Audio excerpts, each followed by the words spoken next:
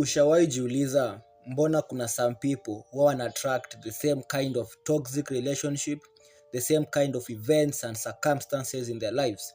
Like kama we ni hawa wase unajipata uko in a stagnative kind of place. Like you think you are getting out of something but you are still in that thing. It's like you are in a stagnating kind of energy. From this toxic relationship to another, from this job loss to another. It's like calamities watu zinakufuata each and every time, and then you're like, what is happening to me? Kuna mtu ameniroga, what is happening? So this is how you have been creating all these things. Yeah, you have been creating these things, and this is how the creation process really works. So watu wengi wamejua that they are the experiencers of their own reality.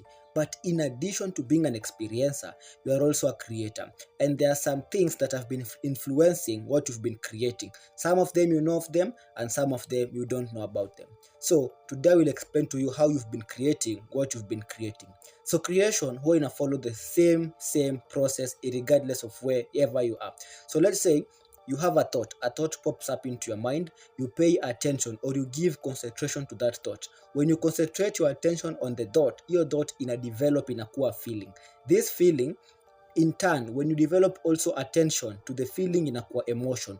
Emotion is what we call energy in motion, okay? And what energy does, energy is simply vibration. So vibration is a constitute of energy. And the more you vibrate and the more you charge that emotion, the more you feel that emotion, the more energy in motion it becomes, and the more vibration it becomes.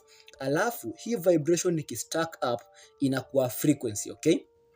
Then your frequency inakuwa sent out into the universal realm of energy, because you act now here as a transmitter. Una send out that frequency to the universe, and the universe, being a very loyal servant, in a project what? The same kind of thing that you give it. So if you give it the frequency of sorrow, of fear, of anger, of rejection, of poverty, and all these things, guess what it does?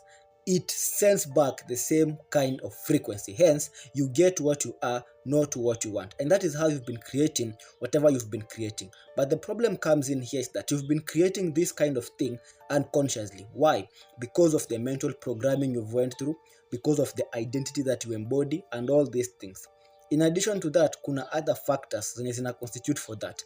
And the other factor is this, that. So, what you've been creating is what you experience. So, if what you're experiencing now makes you to react in a certain way. So let's say right now una experience scarcity, una experience rejection. So what you are experiencing externally, if that external thing can get you to react emotionally, so you get angry by what you are seeing currently. So when you get angry by what you have created or what is happening currently, or you become fearful of it, or you become, or any emotion that you charge on it, it means that same loop gets created over and over and over again, because you are removing the same reaction from what you've created, which means you end up creating the same kind of thing.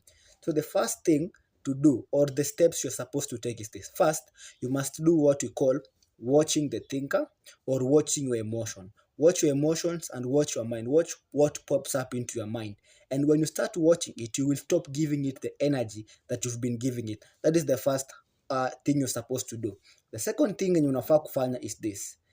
Don't give the external an emotional reaction. This is to mean, don't react to what is happening externally. To react is this. So let's say kitu imefanyika that you don't want. To react is to be angry, is to blame, is to feel bad, and all those things. Those are what we call negative reaction. So it means the external is dominating what? The internal, and hence you continue creating the same kind of loop. So this is what we teach in our online one-on-one coaching sessions, but on a deeper depth. Yeah, so umeanza kuona what I'm trying to imply at. So kama unataka kulearn much more into detail, step by step, how to simply do this so that you can start creating your desired reality, I humbly suggest you book your session with us, and we get to talk about this in depth, and you will see changes in how you start to approach things. So stay safe, stay blessed, and stay awakened. And I'm waiting to work with you. So